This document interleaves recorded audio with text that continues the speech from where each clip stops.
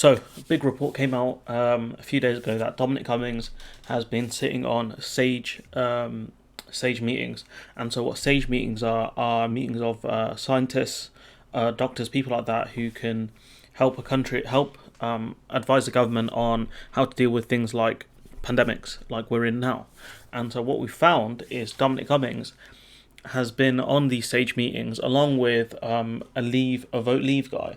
And so I've got a couple of ideas on this. So let's talk about it. And so first of all, let's talk about Sajid Javid being an absolute cuck and towing the government line, despite the fact that he's not even a minister anymore. It's like, if the PM's senior advisor didn't attend critical coronavirus meetings, that would be worrying. No, the Prime Minister should be there. Douche. Media have a hugely important role in holding government to account, which they haven't done over the last 10 years. Or you could argue, 20 years. But some are courting public mistrust with non-stories. Time to act more responsibly. Bro, it's not your job to tell the media how to act. Sit down. And so, why is this a big deal? He's the Prime Minister's advisor. So what do we know? So we know Johnson has been ducking various meetings. So if we look. So Prime Minister had missed 5 Cobra meetings in preparation for the looming pandemic. And so what I reckon he did was he probably sent this guy in to keep an eye on things and to make notes. So we know that it was kind of a big deal. And so we know that Cummings advised the Prime Minister on the strategy of herd immunity. So we read here from Tim Shipman, who works for the Sunday Times. Dominic Cummings, the Prime Minister's senior aide, became convinced that Britain would be better able to resist a lethal second wave of the disease next winter if Whitty's prediction that 60% to 80% of the population became infected was right and the UK developed herd immunity. Herd immunity really comes from having a vaccine, but okay. At private engagement at the end of February, Cummings outlined the government strategy. Those present say it was herd immunity, protect the economy, and if that means some pensioners die, too bad. I don't know 100% about the last quote, but we do know that this was the government strategy and that Cummings was on these committees. So here's Tim Shipman. As I said, Tim Shipman works for the Sunday Times. Sunday Times, not a left-wing paper by any stretch. This is not the important story. And so what do we know about Cummings? So what do we know about these Sage committees specifically? So we know that one attendee of the Scientific Advisory Group for Emergencies, SAGE, said that they felt Cummings' interventions had sometimes inappropriately influenced what is supposed to be an impartial scientific process. A second attendee said they were shocked when Cummings first began participating in SAGE committees. So we know that he wasn't just attending these meetings and taking notes. He was also influencing said committees. So what else can we read into this? We can read into this that his vote leave ally was there, and he was there possibly to spin facts, and that look, we need to protect the economy. We need to protect the economy.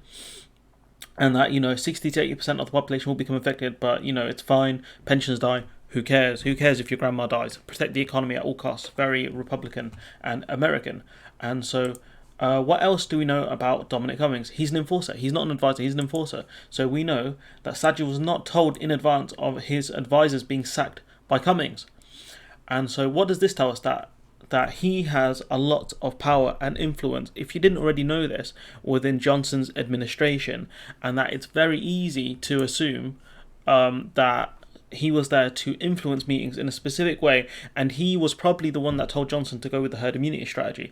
Cummings, from what I heard, I can't verify this, that Matt Hancock didn't want to go with this strategy purely because he knew a lot of deaths would be on the line, and that even if the government's 1% model, 1% of people dying, was accurate, it'd still be about 400,000 deaths, which is high, which is nowhere near what we're near now, purely because we took actions.